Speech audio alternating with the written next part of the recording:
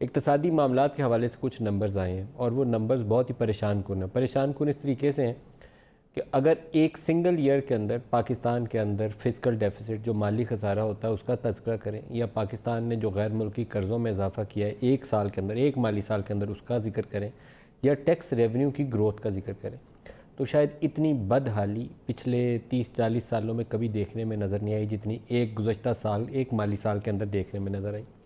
पाकिस्तान का जो total budget खसारा है तारीख़ में एब्सोल्यूट नंबर के तौर पर मुझे नहीं याद पड़ता कि कभी मैंने माजी में रिपोर्ट किया हो कि 3,444 अरब रुपये एक साल के अंदर आपको खसारा हुआ है।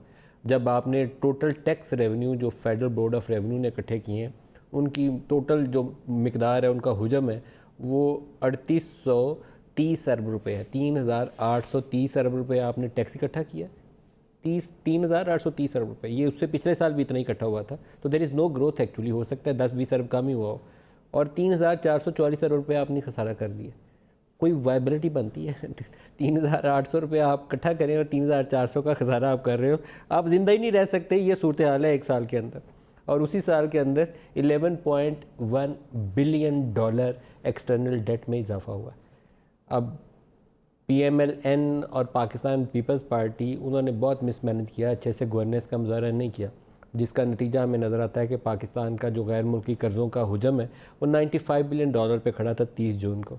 लेकिन वो चोर और डाकुओं की हुकूमत, जिसे पाकिस्तान तहरीक इंसाफ ताबीर करती थी, उसके बाद एक साल के अंदर 11.1 बिलियन डॉलर्स, नो जस्टिफिकेशन।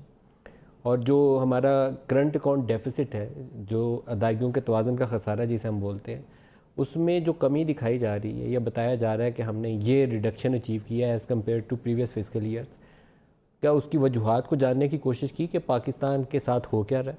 जो स्लो डाउन आ गया इकॉनमी के अंदर, और जो इंटरेस्ट रेट को जिस तरीके से बढ़ाया गया और जिस तरीके से डिवैल्यूएशन की गई, वो स्लो डाउन का नतीजा है कि पाकिस्तान में टैक्स रेवेन्यू बढ़े नहीं, बजट खसारा जो है वो इतना बढ़ गया, और पाकिस्तान में जो इंटरेस्ट पेमेंट का बोझ है वो इतना ऊपर चला गया कि पूरा बजट हमारा वो खा जा रहा है।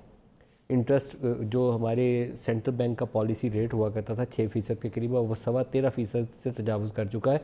उसी के नतीजे में हमारा जो लार्जली जो पैसा है, बजट का बड़ा हिस्सा है, मेजर चंक है, single largest spending item expenditure side के ऊपर, वो इंटरेस्ट पेमेंट की नज़र क्यों हो रहा है कि आपने 2 गुना से ज़्यादा इंटरेस्ट रेट्स में सेंट्रल बैंक के उसमें इजाफा कर दिया। तो ये सज़ा मिलेगी हमें इस मिसमैनेजमेंट की। कोई बग़ैर किसी हिकमत अमली के, बग़ैर किसी मंसूबे के पाकिस्तान तहरीक इंसाफ की हुकूमत ने इक़्तिदार को संभाला। इनके पास कोई प्लान नहीं था। इनकी इकनॉमिक टीम जो थी, ना सिर्फ ये कि वो एक अच्छी मनसूबा साजी करने में नाकाम रही, अगर इनको मालूम था कि प्रीवियस गवर्नमेंट जो है वो पाकिस्तान में मेस क्रिएट करके गई हैं, वो अच्छे से टैक्स का निज़ाम कायम नहीं कर सकी, उन्होंने करप्शन को फ़रोग दिया, उन्होंने कर्ज़ों पे निसार किया, तो आपको वजूहात तो पता थी ना। तो जिस दिन आपके फाइनेंस मिनिस्टर भी डे 1 से तय थे कि ये फाइनेंस मिनिस्टर है, तो आपके पास प्लान नहीं था, जिसके नतीजे में ये आज हमें सज़ा मिल रही है। और टैक्स वालों की साइड के ऊपर अब शबर ज़ैदियाब आए हैं, उनका इम्तहान अब 1 जुलाई 2019 से स्टार्ट होता है। उससे जो प्रीवियस सेटअप था, उसके जो वज़ीर थे और जो चेयरमैन FBR रहे होंगे, उनसे बंदा पूछे कि ये 3,830 अरब रुपये जो आपने इकट्ठा किया, मार का मारा है, टारगेट आपका 4400 अरब रुपये था, 4400 अरब रुपये। तो ये जो 650 अरब का लॉस हमें नज़र आ रहा है टैक्स रेवेन्यूज़ में, इसका जवाब कौन देगा? किसी को इसका हिसाब देना चाहिए कि नहीं देना चाहिए? बहुत बड़ा खसारा है, perhaps one of the largest in recent history.